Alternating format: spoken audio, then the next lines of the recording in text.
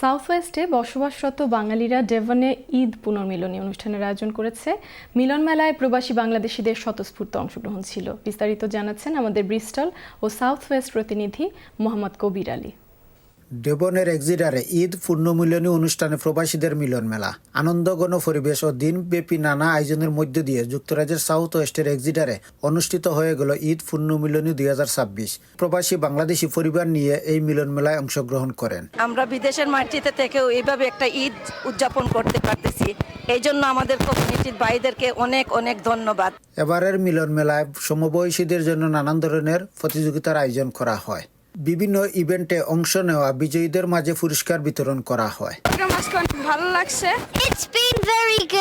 আমরাও খুব এনজয় করছি। তো অনুষ্ঠানে ডিবিএর সদস্য খন্দকার হাদি হাসান বাবুর পরিচালনায় ও সভাপতিত্ব করেন সংগঠনের সভাপতি সাহাল লস্কর। এতে স্বাগত বক্তব্য রাখেন সহসভাপতি তৌরিস আলী। আরও বক্তব্য রাখেন সংগঠনের সাধারণ সম্পাদক সৈয়দ মিসকাত আলম। কমিউনিটির পক্ষ থেকে অন্যান্যরা বক্তব্য রাখেন। আজকের আমাদের এই ঈদ পুনর্মিলনী অনুষ্ঠানে ডেভনের বিভিন্ন প্রান্ত থেকে আমাদের কৃষি ছাত্রছাত্রীদের পুরস্কৃত করা হয়। আমাদের কোরআনের 2 জন হাফিজকে পুরস্কৃত করা হয়। নিজস্ব কবরস্থান নাই, আমাদের 12,500 পাউন্ড আমরা রাইজ করেছি। এক্সিটারে একটা মুসলিম গ্রেভিয়ার্ডের জন্য আমরা ফান্ড রাইজিং করতেছি। কমিউনিটি গেট টুগেদারই করলাম। ঈদের একটা পূর্ণ মিলিয়ন আছে। আজকে সবাইকে দেখা হয়েছে, দেখিয়া মানে খুবই ভালো লাগছে। প্রায় ওভার 400 পিপল গ্যাদারিং ছিল। এটা কত সুন্দর সাকসেসফুল ইভেন্ট হয়েছে।